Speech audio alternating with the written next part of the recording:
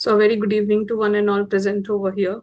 On behalf of Indian Association of Energy Economics, I, Amrita Sinha, am delighted to welcome you all to today's online debate discussion on Indian carbon market design, rollout, and alignment with global carbon markets. This session will explore how India's carbon market framework is shaping up under the Energy Conservation Amendment Act of 2001 and how it aligns with international mechanisms such as the Paris Agreement and Article 6 cooperation frameworks. To begin the session, I would like to invite Mr. Raj Pratap Singh, sir, President IAEE and former Chairman Uttar Pradesh Electricity Regulatory Commission, to deliver the opening remarks and set the tone for today's discussion. Sir, please. Thank you, Amrita. And distinguished panelists, participants, and colleagues, good afternoon and good evening to everyone. We meet today at a turning point in India's climate journey. The government has finally notified the carbon credit trading scheme on 8th October, the first real step towards building a national carbon market. This is a big milestone, but we must be honest. The rollout is still incomplete and the institutional setup is fragmented. And our old schemes are not yet harmonized with the new market design. Unless we fix this, the carbon market will remain incomplete. Now let's start with what we have right now. The current CCTS notified on 8th October covers only few sectors having moderate inflationary impact, that is aluminum, cement, textile, etc.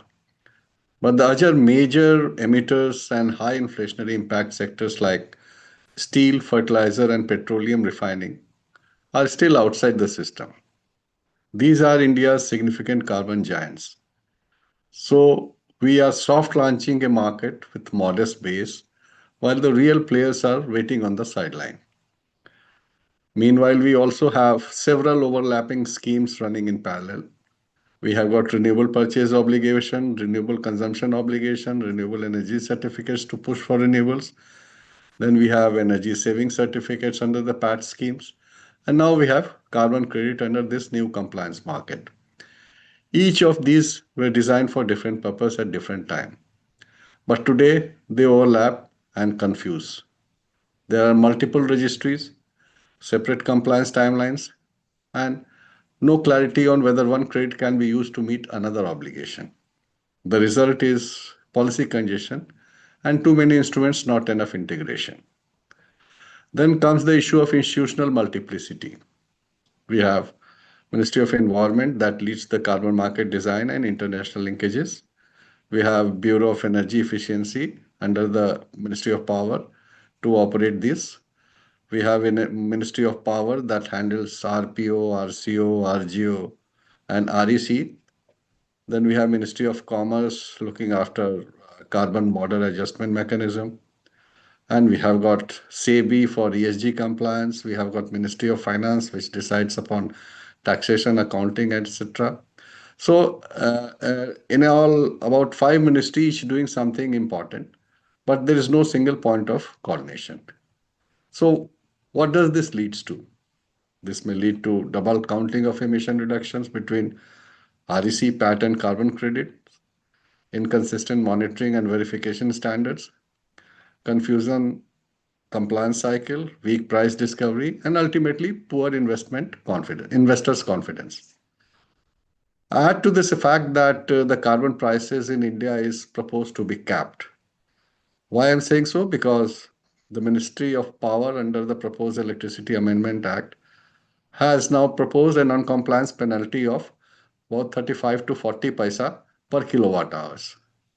On the other hand, the CERC has proposed a buyout price for non-compliance of REC at the rate of 245 per REC. So if we convert this, that implies that the grid carbon price is around $5.50 per ton, whereas internationally this prevails around $80 to $100. This is not a serious investment is going to happen if we try to cap the carbon prices at such lower level. The global lesson is simple. Successful carbon market starts with institutional clarity and broad coverage. We must build credibility through clear rules, one coordinating body, and market-wide participation. We cannot afford to take opposite fragmented rollout and multiple gatekeepers with narrow coverage.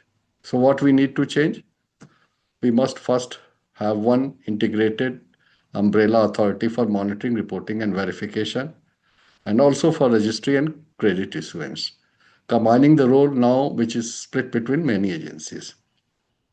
Second, we must rationalize overlapping schemes, make carbon credit, REC, and ES certificates either fungible or unified under single carbon pricing system.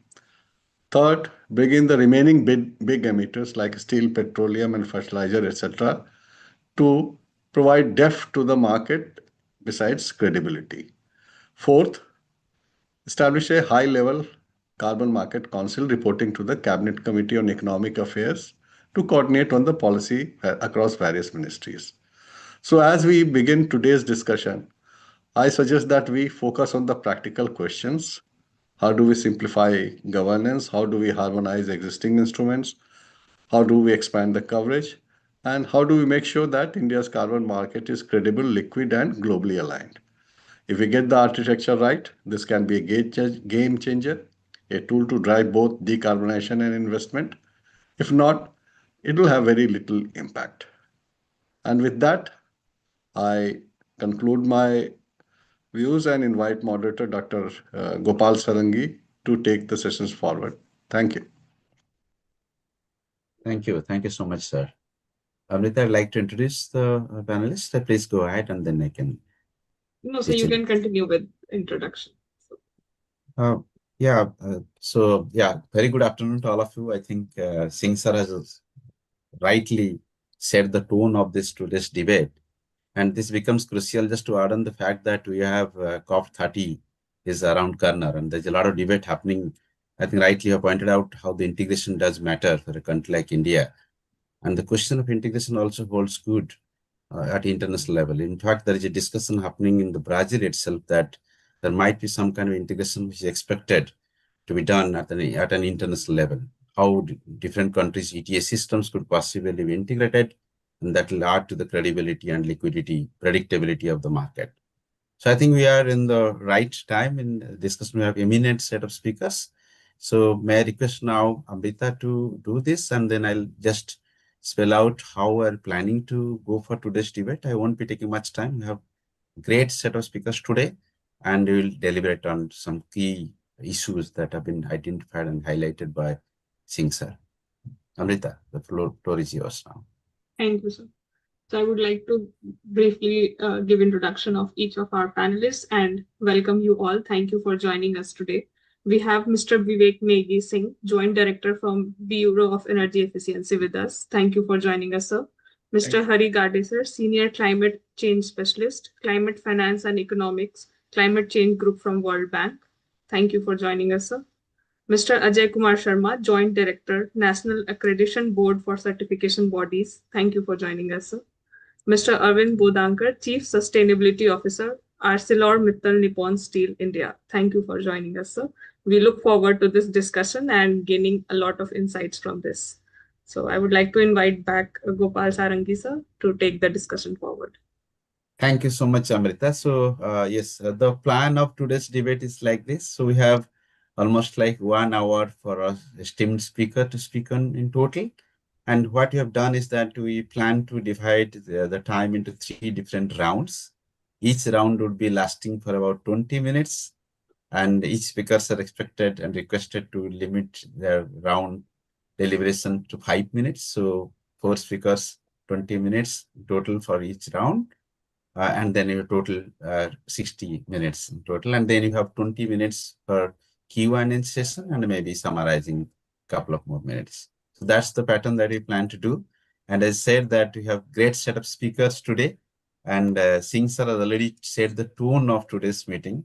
And in order to initiate this debate, I'd like to invite Vivek Negi sir, because he's part of the system, the architecture which is built by Bureau of Energy Efficiency. And I'd like to basically start with the question for Vivek sir to look into how the Indian carbon credit market is evolving, or how the predecessor systems like your PAT, REC, even have a lot of experience in CDM and VCM also. So how do you visualize the present system is evolving? And the related question is basically, there is a lot of debate happening globally about the design elements, particularly related to how the intensity-based market is going to work, what would happen to the bankability issues, what would happen to the issues related to the reserve systems and all that. So may I now request Vivek sir to reflect on this first, and then get back to Hari sir. Please, yeah. Okay. Yeah, yes, sir. So, good evening to all, and thank you, IEEE, for giving an opportunity to here to express my views on the topic. And Raj Pratap Singh sir has already told, yeah, this is the burning topic regarding Indian carbon market. And yes, regarding this question, just I want to share my views that Indian carbon market today, as you know, that is comprised of two fundamental mechanisms. One is the compliance mechanism, and another is in the offset mechanism. And this was a part of uh, CCTS, which was the Carbon Market Energy Conservation Amendment Act, which was introduced in 2022, where this whole concept of Indian carbon market rolled out. And as you know, that prior to that, the Bureau of Energy Efficiency was the main administrator of the Achieve and Trade Scheme, which started in 2012. And starting with the 478 designated consumer at that time. And now, if you know that we are having our PAT cycle 9 also, 8 also currently progressing on. So total we have covered in under the PAT scheme around 1,333 designated consumer across the 13 sectors. And these 13 sectors are the energy intensive sectors. So with the introduction of this Energy Conservation Amendment Act 2022, the most energy intensive sectors, they have been transitioned into the energy this Indian carbon market, that is the carbon credit trading scheme. And just Raj Pratap Singh sir told that, yeah, October there was a notification where the four sectors, mainly cement, then pulp and paper, aluminium, and chloralkali. These are also the emission intensive sectors. So they have already been rolled out under the compliance mechanism. And yes, we are in the process of finalizing the another targets, that is the CCTS targets for the another four set of sectors, that is iron, steel, textile, then petrochemicals and petrochemical refinery. So very soon we would the MOFCC would also notify it with the help of the Ministry of Power and Bureau of Energy Efficiency. And regarding this compliance mechanism, that is the overall concept is that as you know that India is a growing economy, as compared to the foreign markets, where this is basically on the absolute emission. So we are focusing on the intensity target. We have done in the PAT scheme, same is being forwarded into the CCTS targets also. There the targets is on the emission intensity, that is ton of CO2 per unit ton of production. So all the industries, and this is similar to the PAT scheme, where each and every obligated entities will be given some defined target, and that target is already notified, and they within every year. Previously in the PAT, it was there is a 3-year cycle was there, but now in CCTS, every year they have to comply. So as you know that the technology is very much fast pacing and new and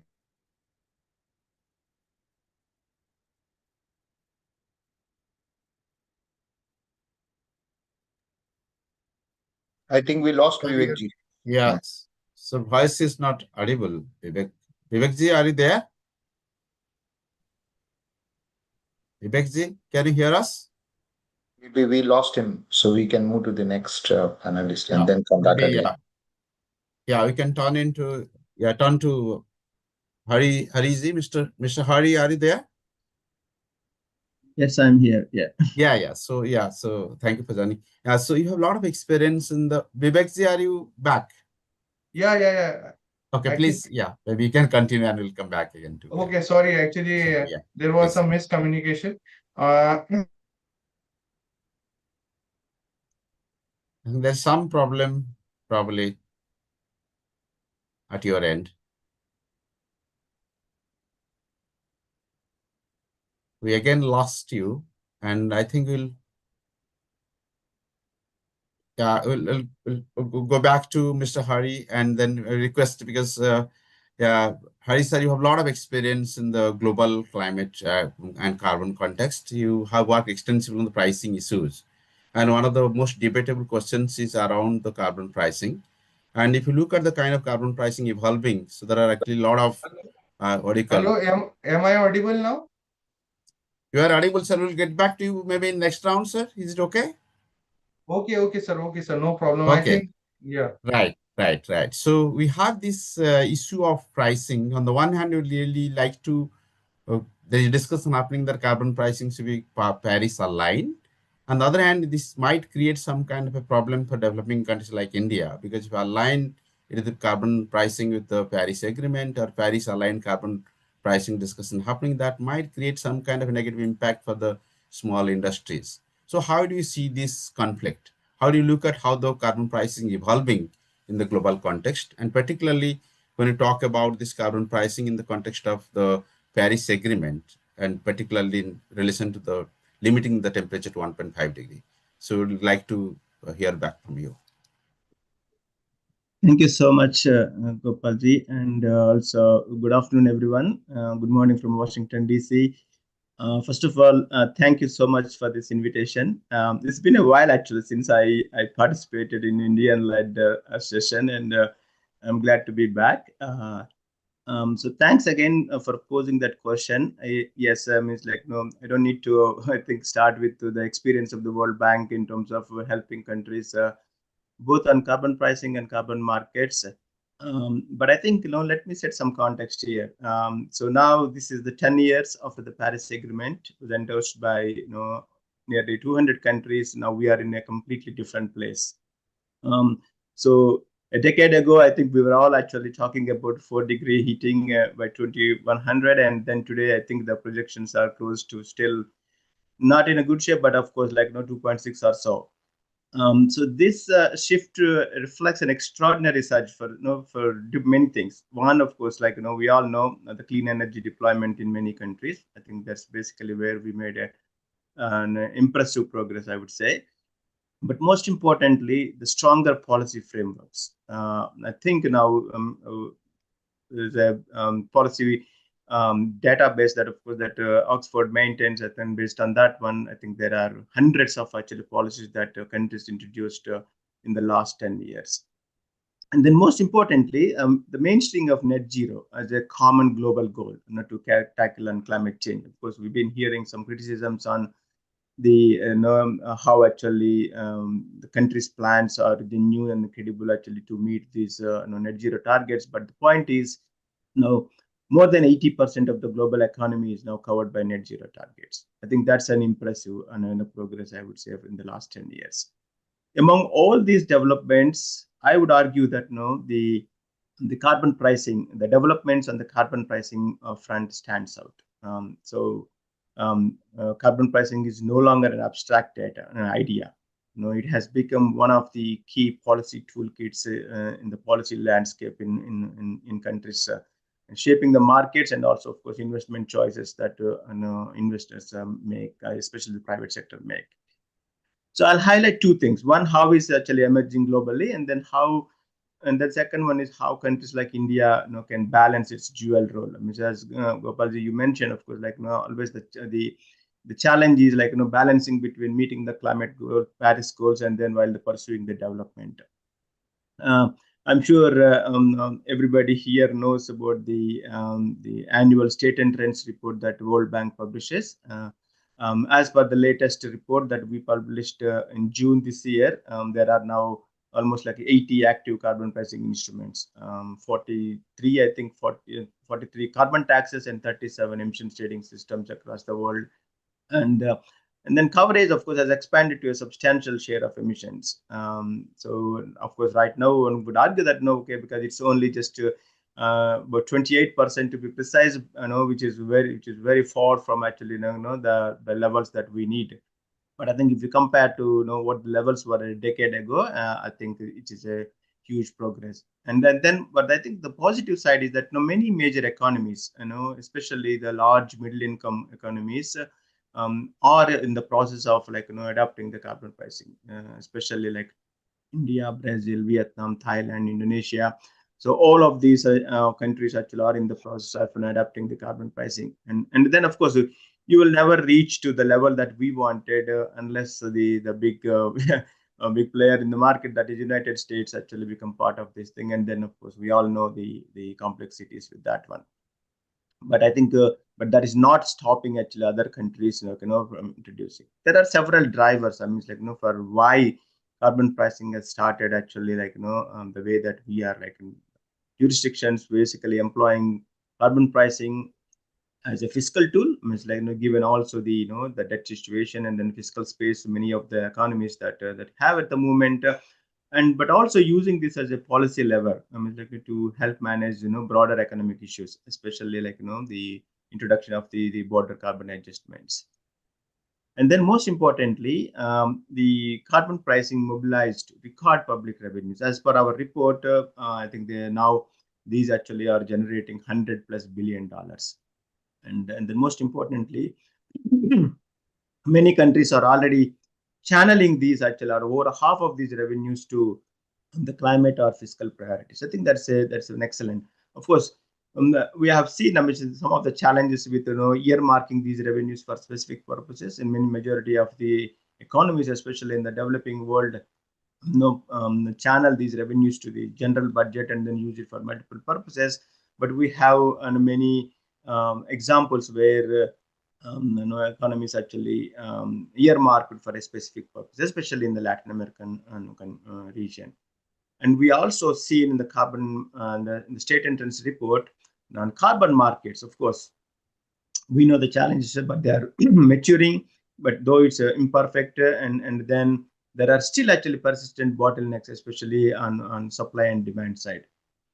But I think the good news is that so many things are happening at once. Almost all governments actually writing their carbon market rules. I mean, of course, that's being considered as one of the bottlenecks actually to support the transactions in many of the countries. But having said that one, governments, almost every government actually is writing carbon markets constitution. That's what we call it as.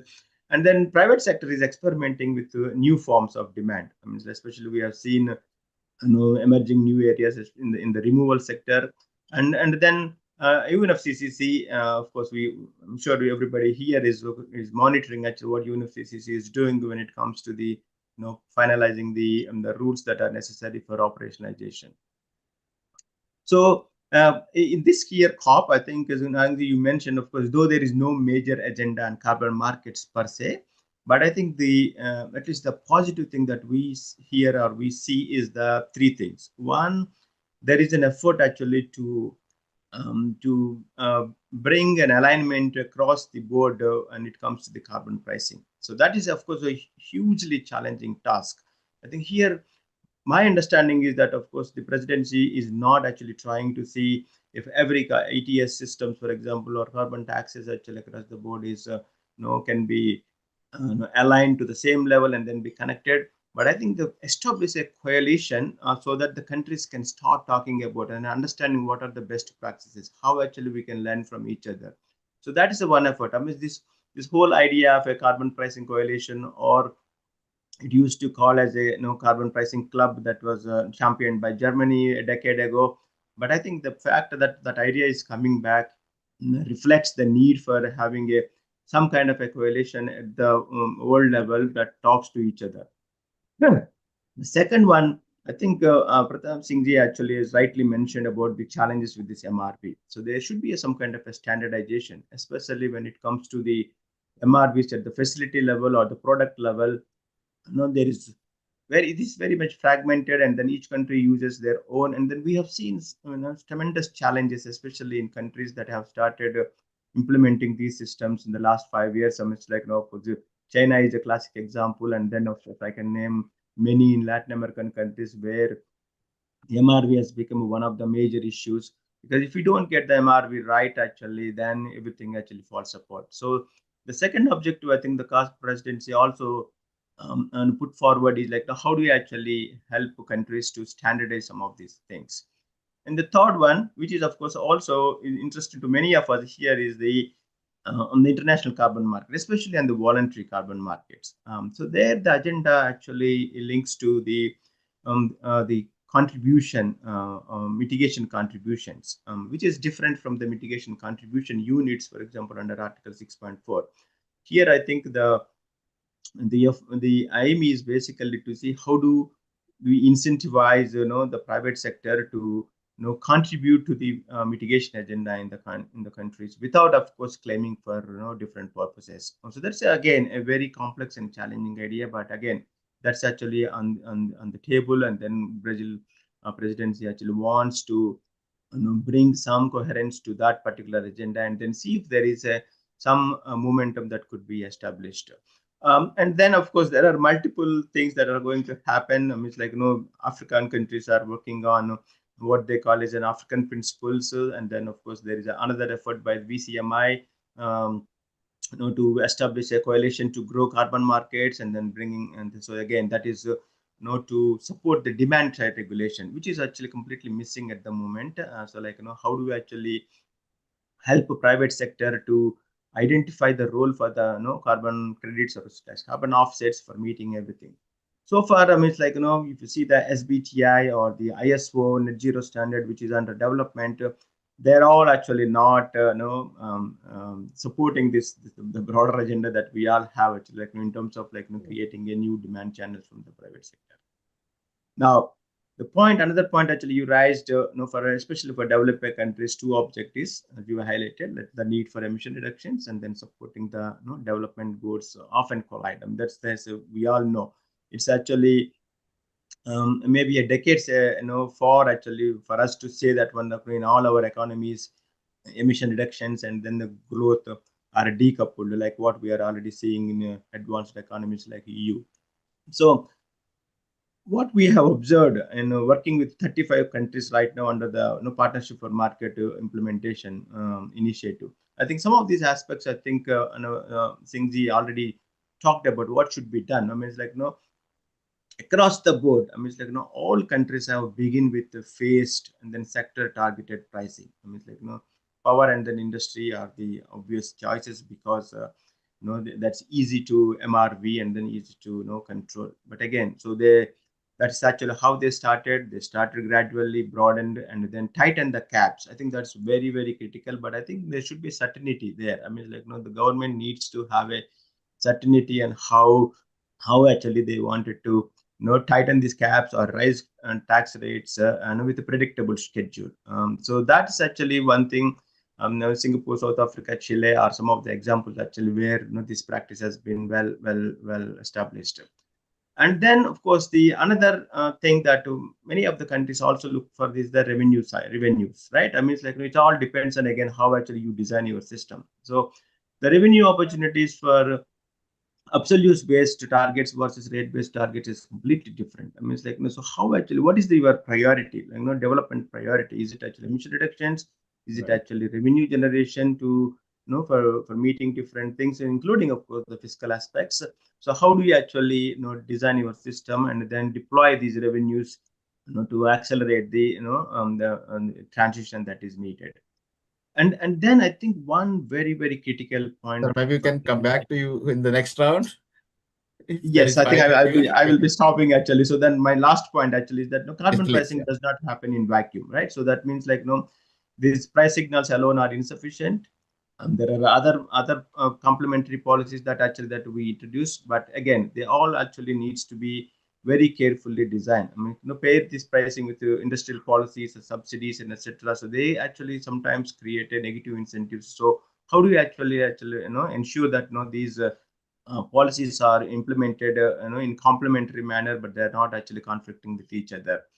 I'll stop here and then I'll come back in the next round maybe to talk a little bit about the Thank you. MRP and the registry aspects. Thank you so Yeah, much. thank you so much. I think these are very insightful and very, very relevant points that you rightly raised. I think one of the points that you said is about MRP. I think we have Sarma sir from our NABCV who is kind of doing a lot of accreditation. And it's timely for us to think of, given the past history of part of, at least the part of the carbon market, VCM market, there is a lot of quality issues, integrity issues, issues related to the credibility of the carbon market, carbon credits itself. So now I'll turn to Sarma sir to get his reflections that how do you see that the emerging carbon market in India is trying to resolve some of the issues which are actually inherently historical, and there are challenges, as has rightly been pointed out, as Hari said, in terms of looking at how the carbon credits are really measurable, impactful, additional, and then permanent. So there's a number of characteristics that have to be met. So how do you see that? What are your reflections? How the NABCB is actually looking into these issues? So how do you feel about it? Thank you, Sarangi sir. Am I audible? Yes, sir. Yes, sir. Please go ahead. You're very much audible. Yes. So, very good evening to all of you and Honorable President, fellow panelists and audience. It's really an honor, and we thank uh, IAEE for giving this opportunity to share this debate on a very debatable topic, which is the international carbon markets versus the Indian carbon market. And uh, the issue takes more prominence because of the fact that we as India, when we are aspiring towards being a developed economy by 2047, and especially with the aim of Viksit Bharat and Atmanirbhar Bharat, uh, we are trying to be at par with the global carbon markets in terms of establishing our own program of Indian carbon markets, which is well deserved, well orchestrated, and I would say it's a well evolved program which we are receiving now. Having said that, this Indian carbon market program is really required program, and I would give few highlights of this program and then talk about the challenges which are being faced with this program. And it's not peculiar about this, but it's about the the variation and the variability which comes in as part of the implementation and the execution parts. So the key highlight of this program is though it has the Indian flavor in terms of understanding the industrial needs, in terms of the GHG intensive designated consumers which we have, looking from the Indian perspective. But at the same time, we are also ensuring that this program, through the carbon credit trading scheme in particular, is also achieving the international standards and requirements, which is very important because when we go for as Mr. Negi told about the carbon credit trading scheme, which has two components. One is the compliance, which is limited to the domestic sector of India, and the other is the offset mechanism, which is will be a voluntary carbon market, open access to all the economies globally.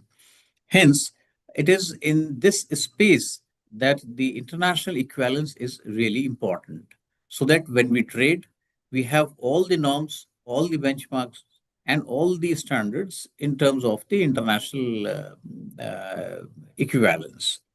And here it is the ICM is really placed strong, and I hope that this would be a game changer, not only in terms of the India's domestic carbon market, but also will have a positive impact on the overall global carbon market scenario. So that is a good and a great start by the Indian carbon market ministries and authorities. Uh, we are really looking forward towards the implementation and execution of the same. Having said that, yes, there are specific challenges and some concerns. Though, I mean, this is typical of any scheme or a program, or when you have a global initiative. And truly speaking, this being a relatively new program in terms of the carbon markets. And hence, it's not about India. Let me tell this very safely that across all the economies internationally, they are struggling with the common issues of the credibility and the quality and the integrity and the execution part of it. It's not limited to India, but across the economies, this is a challenge. Being novice, being not having a great experience, and the past track record of the implementation and executions of the carbon markets. Talking in terms of the specific challenges of the quality and the integrity, yes, the quality is in terms of the uh, the the reporting by the entities or the designated consumers, we can say of. So the I would specify on the MRV aspects of it, where the monitoring, the criteria for the monitoring of the GHG emissions, and the inclusion of the scope 2 or scope 3, and having clarity on the basic concepts of the organizational boundaries, the operational boundaries, how do we quantify them, and the various other factors definitely have an impact on the ultimately the verification claims that are being done by the designated consumers or the entities. In terms of the integrity, this is more relevant to the verification agencies who are also at times or they would have evolved themselves as a consultant organization as well. So there is a concern which is very practical, where the consultant as well as the verification agencies are the same, or they have a similar verticals and the same legal entity, and that uh, poses the issue of the integrity and bringing more transparency and independence into the same.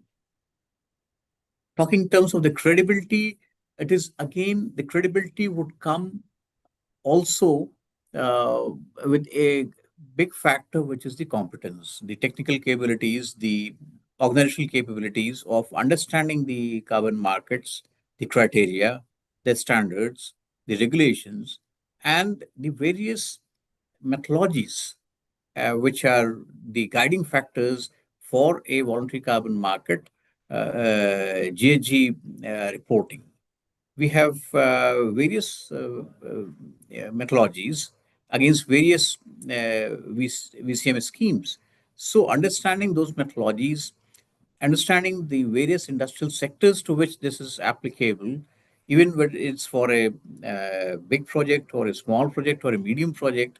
So, understanding these intricacies is really important for the accurate and correct reporting of the GHG emissions, not in terms of the designated consumers, but also it's a great responsibility on the verification bodies to declare or to issue any statement which is credible, which is backed by ultimately the the various technical capabilities that they have built in, whether it can be systemic competence, they can be a technical sector scope specific capabilities, which would ultimately give the credibility and the value to the statement that's being issued by the verification bodies. So I would sum up that this is really a great opportunity as well as a concern And I think this would go on great. Uh, a time for learning by doing this particular framework. And we have high hopes for this. Thank you. Thank you so much. You have rightly pointed this out that learning by doing. Now, I'll turn to Arvind sir. I think industries are going to be playing a major role, and you being representing an entity which actually has a lot of experience in the sustainability domain. And how do you see? I mean, what is the prepare? Because if you look at the kind of impact that we're expecting from the carbon market, not only the domestic carbon market, there's a lot of discussion happening how the BCAs like CBAM is going to impact the Indian industries. So how do you see overall, what is the preparedness? What is happening at the industry level, and what kind of preparedness they are looking for? What kind of design elements they look at? Okay, what could be done? So we would love to hear your reflections on those Thank you, issues. Dr. Gopal. Thank you, RP Singh Saab, Amrita Narsimhanji. And, this is the time I would like to compliment Indian Association of Energy Efficiency for organizing this debate. And this is the most opportune time. Couple of days back when IAEE approached me and there is a debate and you want to participate, I said, how can we have a debate on this subject like carbon market or decarbonization? I think we all are aligned. I think you will see if you have heard Vivek ji, if you have heard Hari, if you have heard Rajesh ji, I think, and when you hear me, I think all of us are going to speak the same language. And there is no debate about that decarbonization. And when we do the decarbonization, we all believe that the only mechanism which will work is a carrot and stick mechanism. And I think the Indian carbon market or the global carbon market is definitely going to bring that mechanism. Those who are doing good, they will be incentivized, and those who are not doing good will be penalized. That's what the market is all about. And this is what we had agreed long back. In fact, even before the Paris, there was a Kyoto Protocol, and there was a CDM mechanism, and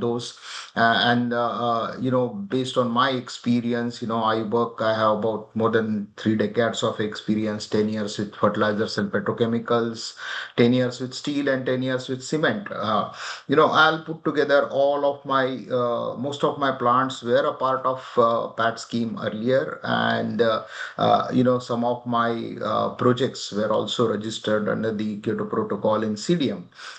So I think the question, Gopalji, what you ask is how is industry is getting themselves prepared or prepared for the Indian carbon market or the carbon market. I think they were mentally already prepared, and most of them had, as I said, even before Paris, they had registered. As Vivek ji had told, 2012, the PAT mechanism came, perform, achieve, and trade. And the sectors which are getting covered under PAT, most of them were the Indian carbon market were also covered under the PAT scheme. Although there were 13 sectors, now we have 8 sectors. Some of the sectors we have dropped. And at that point of time, we had 1,333 designated consumers, whereas now we will have 900 odd consumers or the obligated entities. So all these 900 obligated entities were mentally and already prepared for this kind of mechanism since 2012. And I remember I was a part of cement industry that time, and in the 8 cycles of the PAT, I think my each plant had the opportunity to participate at least twice or thrice also in some of the plants had. And we achieved that. That was a very successful, I would say, mechanism.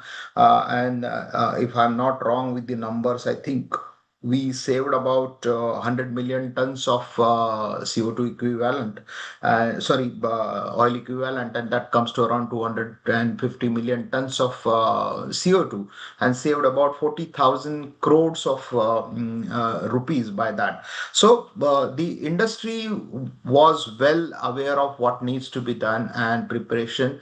There was a MRV mechanism existing at that point of time also. So most of the designated consumers know, now obligated entity, how the targets are to be achieved. Only the thing is that that time we were calling it as a e-cert or energy saving certificates. Now it will be called as the ITMOs or CO2 certificates. Different kind of nomenclature will be there. Besides energy saving, there are some other initiatives also we would take at this point of time and save the energy. So preparation point of view, mentally all of them were prepared. Even from a process point of view also, systems point of view also, systems was already existing on energy saving. Now some additional levers we are considering to reduce the CO2 emissions. And As far as the pricing mechanism is concerned, the RP Singhs have said that it will be around $5.5, which is an area of concern, of course, because $5.5 is not a right kind of incentive. And if $5.5 is in the compliance market, I'm really worried what could be in the voluntary market, the price. And then why would somebody be encouraged to participate into that? I remember the same thing was there earlier in the PAT cycle also, and there was virtually no trading happening. And then the government intervened and fixed a floor price of about 1860. Even if we maintain that, I think we would have about 8.5 to $9 of price we would have. So at least that's the price I am expecting, $8 to $9 or $10, because this is a transition of PAT scheme to the CCTS scheme. Gopalji, the point which you made, is Indian industry prepared? I'm sure I can answer that. I work with at least 50 of the designated. I had 50 of the designated entities under my this thing, and we are prepared mentally as well as from a process point of view. We are prepared for the market. Yeah, let me take a pause, and then maybe in the second round I will have some more experience sharing. Yeah, thank you so much. I think Dr. Arvind, you have rightly pointed this out. Key industry is preparing or having its internal system getting prepared for the upcoming carbon market challenges. Now I'll get back to Vivek Nagi sir again to get his reflections. Last time we couldn't hear him properly because of the internal issues. So just one of the issues which have been pointed out also, Raj Pratap Singh said in the very beginning, that there are actually plurality in the institutional structure. That Vivek Nagi sir, are you there, sir? I'm there, sir. I'm there. Yes, sir. So there is one of the questions which also has been raised by Singh sir, is basically the plurality of the institutional structure governing the carbon market in India. There are 5 ministries. Yeah. And do you think that this kind of plurality structure, which is not very common in other countries, is going to create any obstruction, or is there a mechanism to? He also pointed out that there should be one committee at the cabinet level to look into the differences and come up with synergies. So how do you see this? Is there any discussion happening on this front? How do you look at this plurality question is going to be addressed? Yeah. See, sir, the implementation of this and overall governance on the Indian carbon market, that includes that multiple entities are involved in this one, which include the Bureau of Energy Efficiency as an administrator, then Central Electricity Regulatory Commission, which is the trading regulator, MOFCC is the main ministry, and the Grid Controller of India for the registry and record keeping. So each and every entity in this carbon market implementation has a specific role, and Yes, the decentralized yet coordinated structure, it's under a clear framework to ensure that effective oversight and collaboration must be there. So, just I would like to take an example such as BEE, which serve as a administrator. So you know that in this case, in BEE, that is all responsible for setting up the trajectory, then setting up the target setting methodology, development of the MRVs, and setting the recommending the targets to the MOFCC via Ministry of Power. So this is the overall and also overseeing the compliance. So this is the total overall responsibility which is entrusted on the B. Similarly, if we take the Grid Control of India, Grid Control of India was there also in previous in the PAT market, and it's interested as the registered authority of the, there it was is energy saving certificate. Here it is a carbon credits, and they will ensure that there is a proper and secure record keeping. And CERC, yes, it's a trading regulator which will overall regulate the trading of the energy saving certificates, and they will frame the rules also. And in any case, if there is any dispute arising of that, there will be a proper resolution. So, and so each entity, they have some focus work, and by this we can take their individual expertise so that we can effectively operate the Indian carbon market. And also, I want to tell that there is a high level committee also, which is, we call it, is a National Steering Committee for the Indian carbon market, and they represents the officers from the various ministries, also regulatory authorities, and as well as the independent carbon market experts. And these are chaired by the Secretary MOFCC, as well as co-chaired with by the Secretary Ministry of Power. So the NSCSM, the main function is to ensure that there is a proper alignment and policy coherence, as well as coordination between all these agencies. So this arrangement basically leverages a multi-agency ecosystem, which is, in fact, we can say that they are the monitoring committee, and which overall effectively monitors the functions of the various entities involved in the operation of the Indian carbon market. So given there is a complexity, but yes, this is the strength also, that that we can that different ministries, different departments, finance, regulatory domains, they intersect at a common point for effective operation of the carbon market.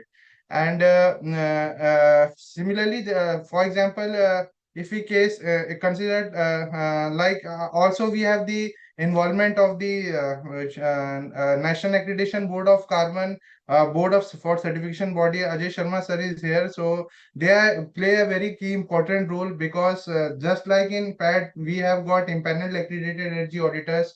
Here we are having the accredited certified verification agencies, which are recognized by ISO 4065 accreditation. So which are very important, because sir also told in the previous debate that there is the quality matters the most, because in the future, once they will our carbon market will be traded in the international market. So the quality of the verification, the MRV protocols, that matters the most. So that has to be ensured properly. So this further reinforce the overall credibility and the rigor of the market. And similarly, yes, the multi-entity governance, as well as the implementation structure, they are designed to leverage the best practice, and maintains also the transparency. And overall, it is being monitored by the National Steering Committee. So this provides the strength, because all the issues they are discussed over there, and NSCICM is the final authority for deciding the target rules, and notifying the rules, and other target rules under the Indian carbon market. So I consider it as a strength which provides a resilient foundation for the credible, transparent, as well as the adaptable carbon market, which will accelerate the India's ambition of India's climate ambition. Yeah. Thank you. Yeah, thank you. Thank you so much. I think, yeah, these reflections are really good. I think you rightly pointed this out that the strength lies in the plurality, and there are mechanisms where you are trying to kind of reduce the disruptions that may emerge from this plurality. Thank you so much, Vivek Nagi sir. I'll again get back to Hari sir. I think you rightly in the last round of discussion, you pointed this out about the pricing. So one of the things that is being observed as far as the pricing of the carbon market is concerned is that the plurality again, the heterogeneity. You look at different components of the carbon market, 6.2, 6.4, BCM, compliance mechanism, and all that, even international carbon pricing. So what is your understanding and reflections on the synergies? Because pricing, things are also pointed this out in the very beginning, could possibly be regulated by the cap and floor pricing. So, and there are actually same project having different pricing discovered depending on several factors, quality, integrity, vintage, and all that. How do you see that? And the second question is basically, you talked about registries and interoperability, which is evolving now.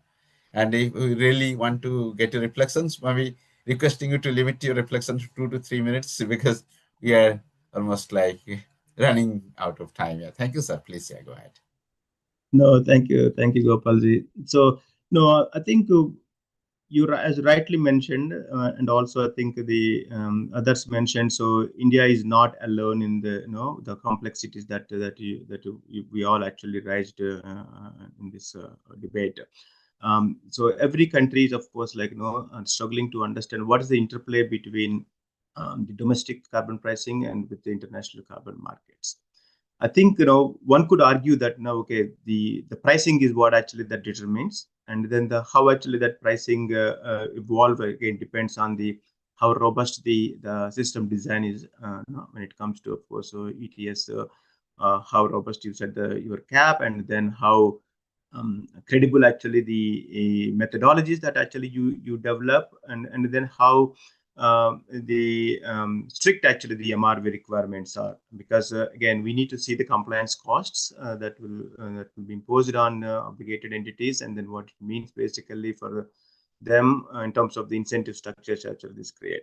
I think balancing all of these versus actually the evolving and emerging environment outside the countries, basically with the international carbon markets and Article 6, and also of course voluntary market sources.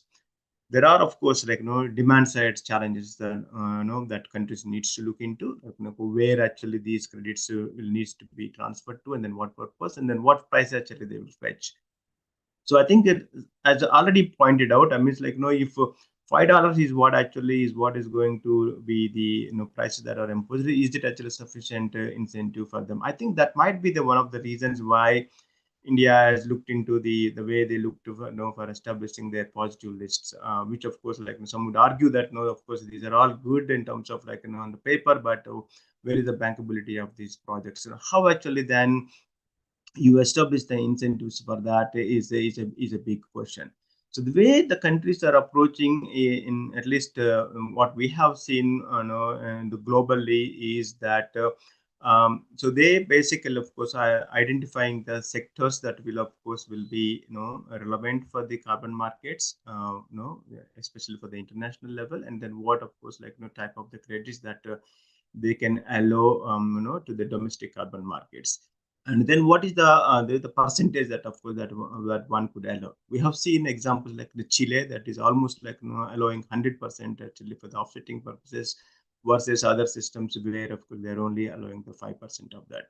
So again, setting that actually that cap that, of course, like incentivizes, and then of course supports the liquidity of the market is very, very critical. I think that's one of the ways. I think India is in the right direction in my personal view. I think the way actually they are approaching, and then it's all, of course, as I said, is a very nascent, and then it will be soon very quickly actually emerge, and then there is a lot actually that India could learn from other countries, like of course we are starting the rate based system, and then how actually India can already planned for actually the future, to translate into the absolute system, especially in the context of the international policies like CBAM, because there are still a lot of open questions there, how actually CBAM will recognize the systems like in India, that are rate based, and then how these carbon prices will be translated into that thing. So that's one crucial aspect actually that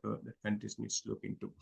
And then, of course, the registries, definitely, I think that's the one critical part that India needs to look into, because without interoperability and without the integrity of the system, so there is all sorts of issues that we are all know about, the double counting, the double claiming, and then, of course, it will completely actually undermine the credibility of the system. And then, of course, we will be happy to say that, of course, we are part of that support that to providing to the Indian government through the PMI program to help develop this registry system that is, of course, credible, and then it could be, of course, interoperable, and then, of course, ensures that it will bring more transparency that is needed. I'll stop here. Thanks.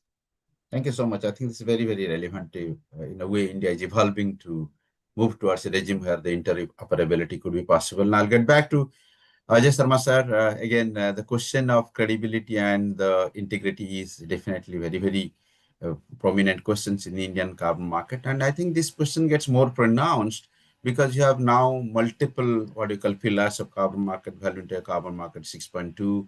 Government of India has already signed agreements.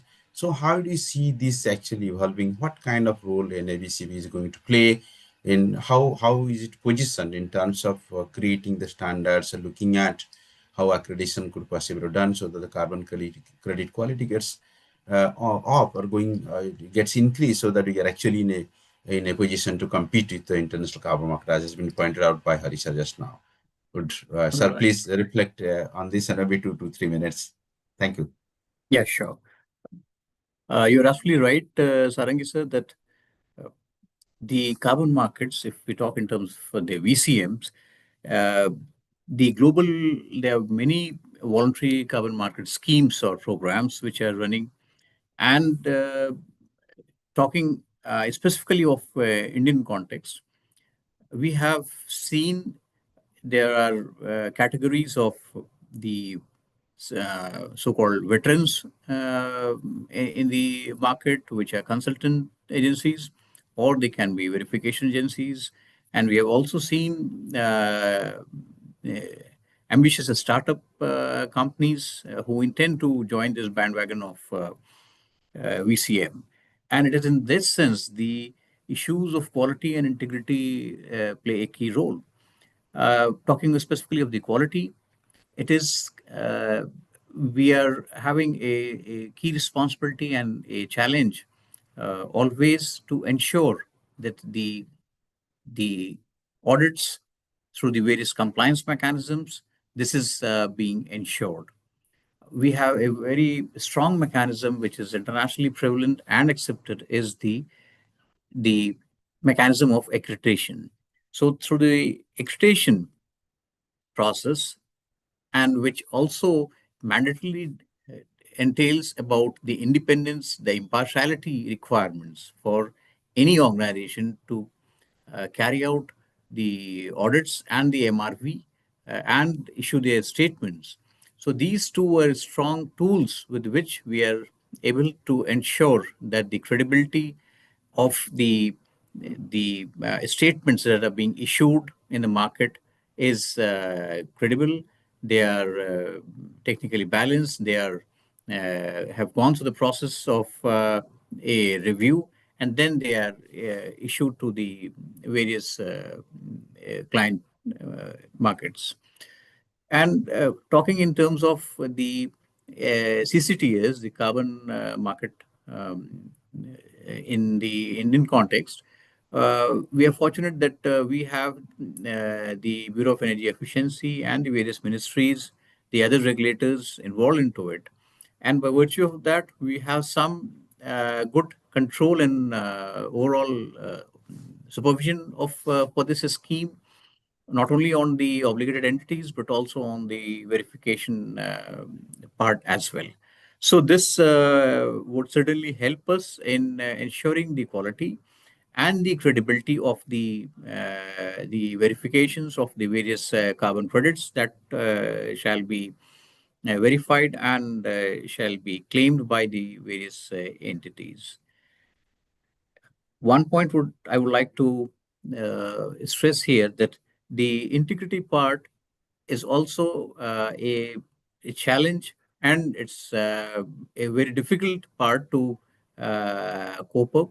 However, the system of accreditation involves a lot of office and site audits through which we can ensure the integrity in terms of the individual, in terms of the organization, and in terms of the related bodies. And this can help us, and this already has proved in many other programs of verification and certification that this will go a long way in ensuring that these schemes are credible and have high quality. Thank you.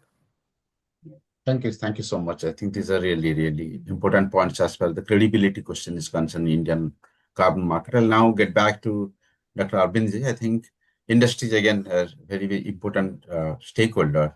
And the discussion that's happening is basically that the preparedness we discussed in the last round.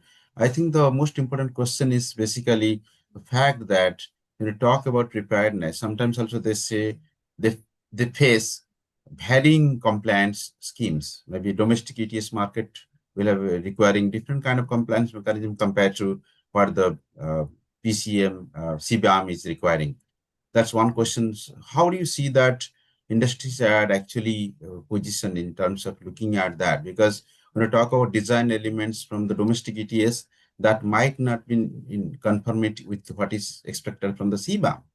And there's also this discussion happening that companies are also preparing, developing their own carbon pricing, which is called internal carbon pricing. So do you have, how do you see this? I mean, how, because that's also one way of looking at how industries are preparing themselves to ensure that their investments are green and they are in the right direction, so they're not going to face any backlash. So what's your view on this? How do you see this? Gopalji, couple of questions you asked me about. One is definitely. I mean, I spoke in my earlier this thing about the preparedness level, and one of the initiative which we had taken was the internal carbon pricing, of course. And as we knew that some of my units were based out of Europe and the other part of the globe, we were mandated to cut down on the CO2 emission, and that's how we decided that let's prepare ourselves also, because something of this sort would come to India one day. And we started internal carbon pricing, which of course we used to call it as a shadow pricing.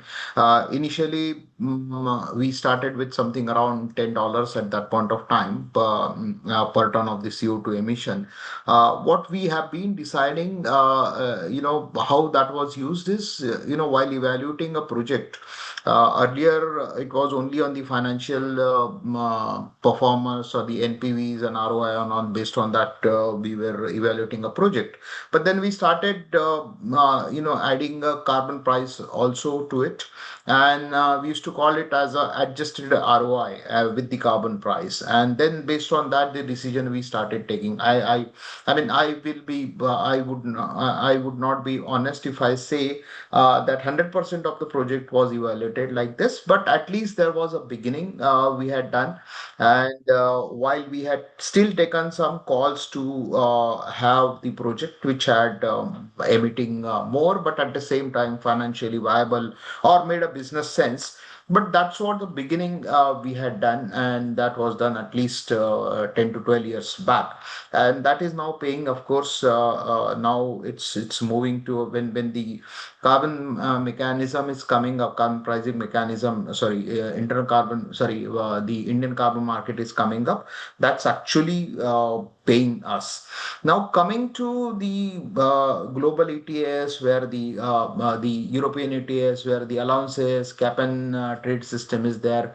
Our market is slightly different than that, but the heart of the this thing remains the same. It's the buyout versus the penalty mechanism, or it's the carrot and stick mechanism. So those who are doing good will definitely get incentivized. Those who are not doing good will be penalized or will have to buy credits from the market.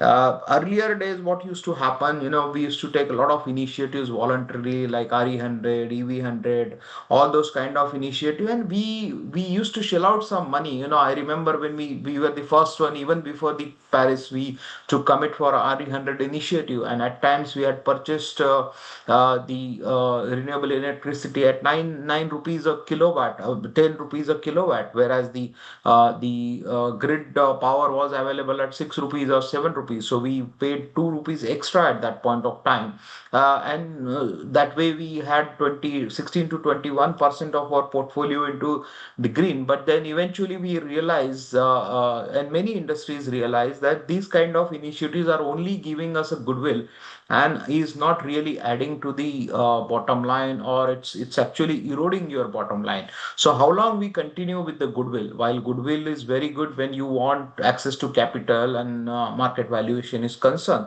but eventually it has to translate into monetary gains, and Right. this mechanism now which is coming up will definitely have that kind of benefits coming in, and I really think that this will be a good thing for the industry.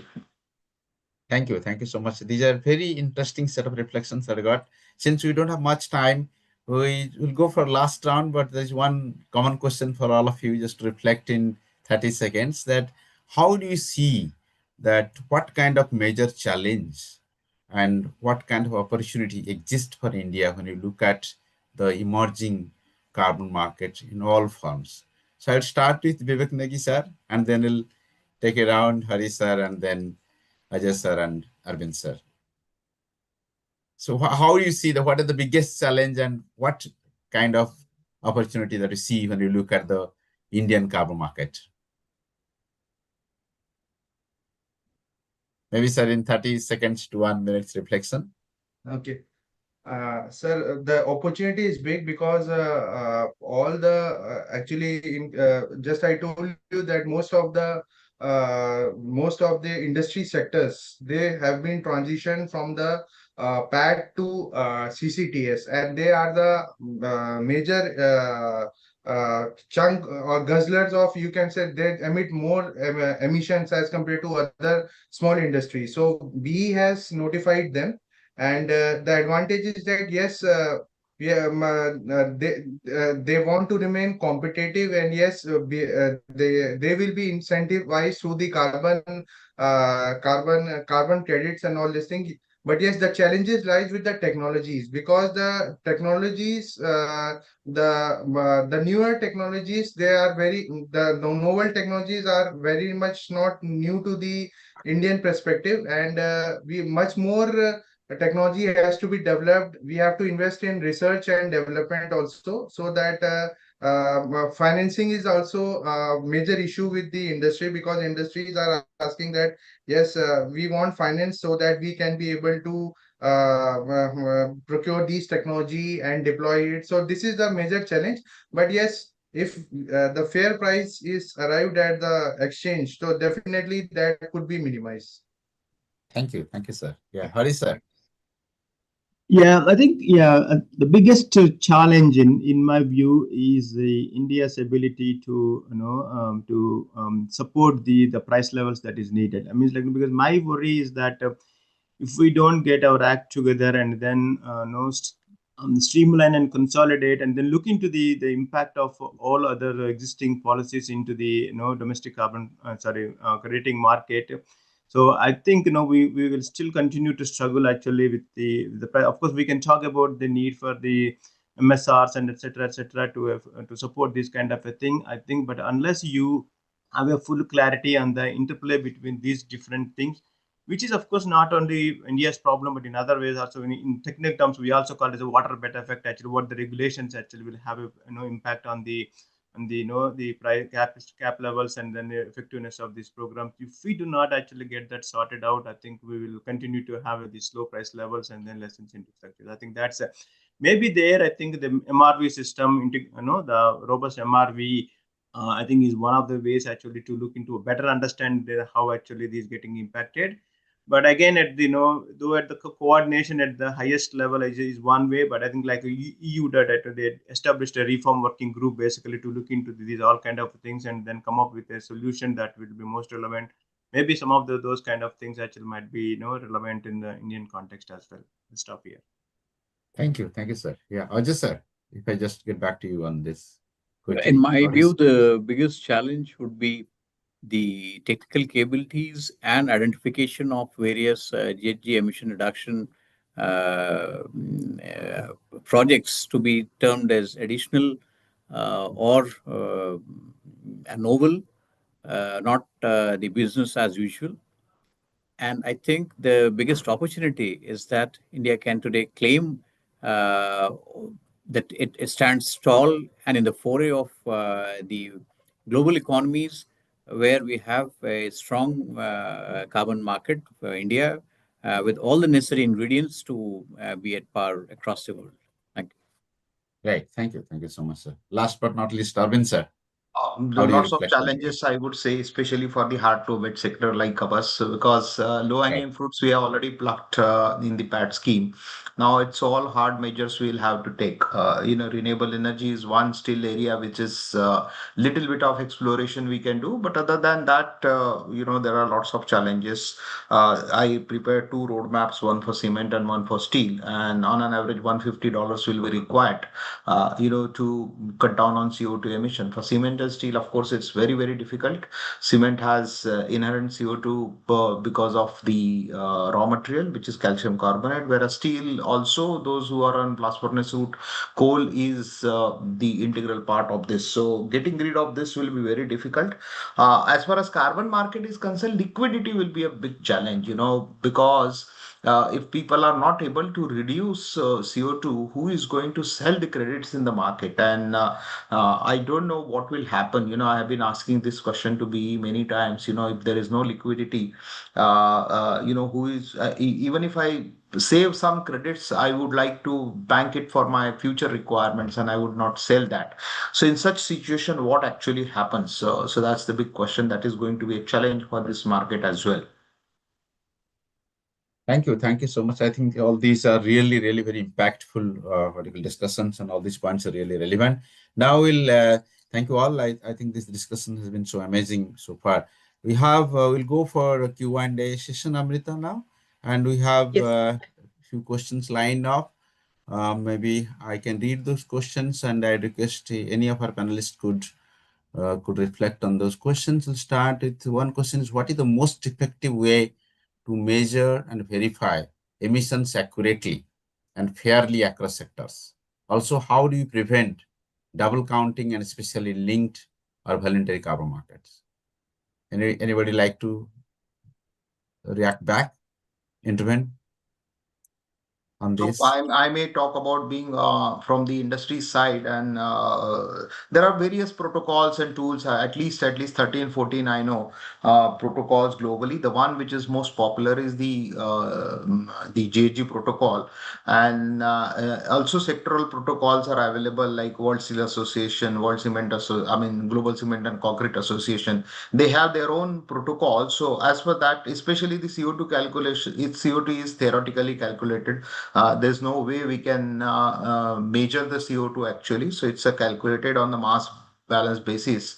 And whatever raw material you put it, you multiply that with the emission factor and Right. divide by your production, and you arrive at the specific CO2 emission.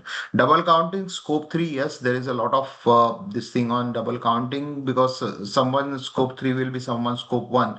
And if both of them start working on it, there will be a double counting of CO2. So that's a really area of challenge.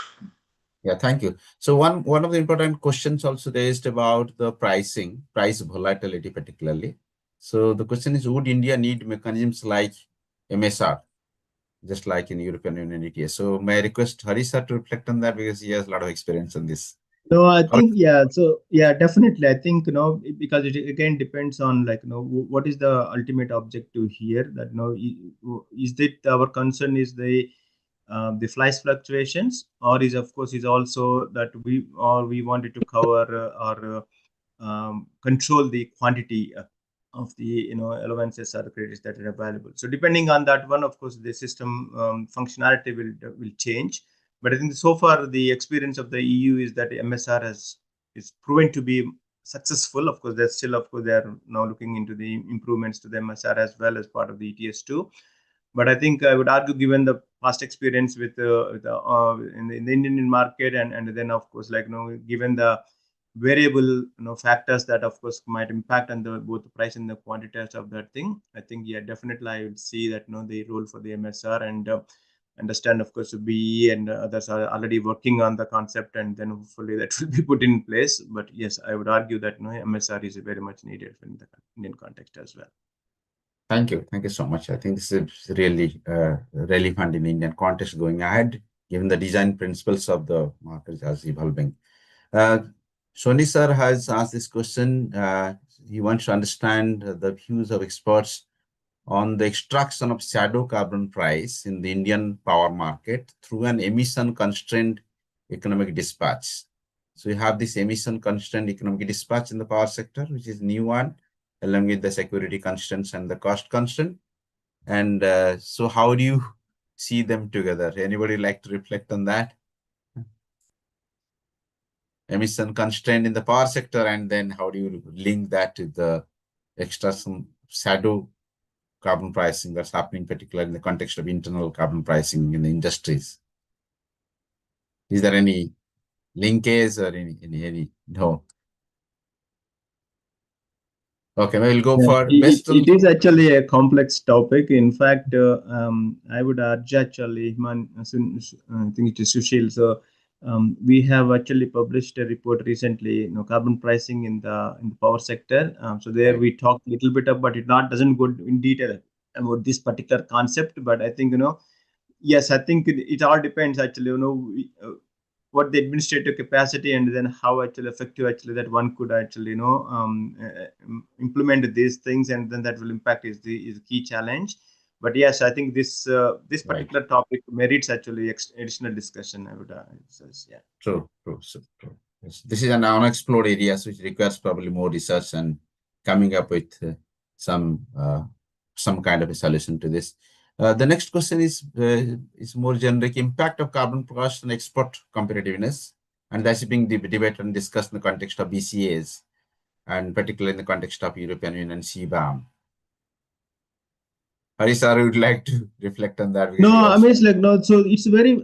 Even the joint report on the climate action actually, which it's also of course recognizes that yes, the concerns with the competitiveness, definitely.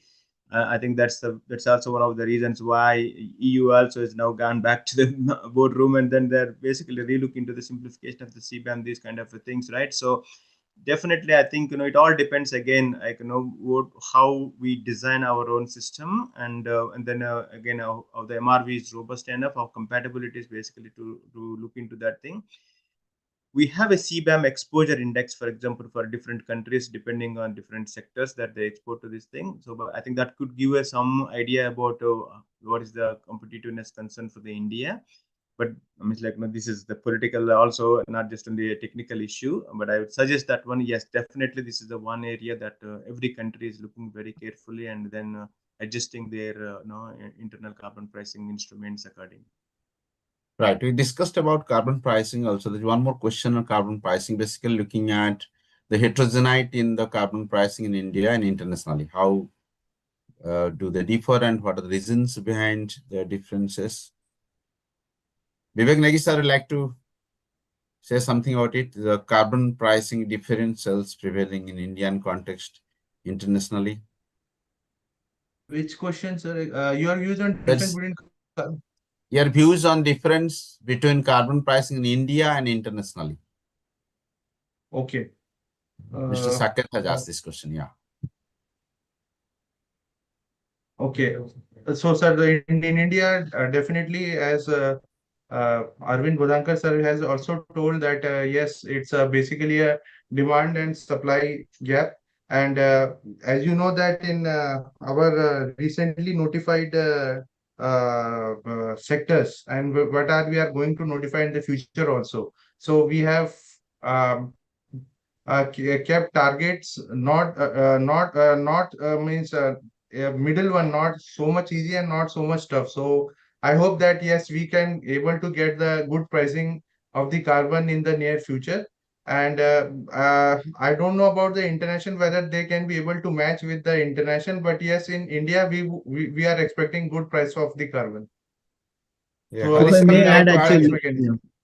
yeah, Yes, thank Yeah, please. you. Actually, if I may add, I mean, like, no, so except EU, I mean, all other developing countries, the price levels are so low. I mean, like, no, the reasons are very obvious because everybody starts with, very liberally in the sense like no free allocations or setting the tax levels very low. That's basically for the political economy reasons. I mean, like, so we are nowhere close to the levels that is needed as per the high level commission on the carbon pricing that World Bank commissioned almost like 10 years ago, that it suggests that no the price should reach to at least $100 by 2030. So we are nowhere close by. There are actually some discussions that of course like can we actually have some kind of a global uniform carbon pricing level depending on the country situation. So one for the middle income countries, one for the low income countries. IMF has actually suggested certain rates actually for different countries. But again, it all depends on the the how stringent the design of the system should be, and then the competitiveness concerns come into picture, and then political economy. I mean, like so we all wanted actually like the price level to start with with very high, that is very much needed, but again but in reality that is not the way actually it is happening in many countries. That's also one of the reasons why of course countries are looking for the other additional opportunities like international carbon markets and article 16, etc. One would Right. argue that no domestic carbon pricing that are actually robust enough, that sets the high price level, that supports the liquidity in the market, is the Mhm. best way forward so that these countries don't need to rely on international carbon markets. But we are Right. nowhere close to that thing. I think we all learned these lessons, but I think this decade is actually something different. I would suggest that by 2035, maybe, I mean, we'll be in a different place where all of these domestic carbon pricing instruments working properly, and they're not, of course, like what it used to be in the past. Right, right. Thank you. One last question is here. Of course, due to time limit, we couldn't cover that. Is about projects related to afforestation and agriculture sector.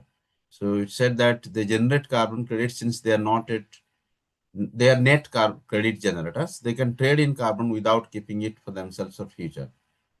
Is there any reflection on the credits that could But possibly? I mean, I can take this question. Please, sir. Why not? They can definitely, NBS, they can register the voluntary market, which is coming up in India, offset market. And there are international markets also, VCC and Vera and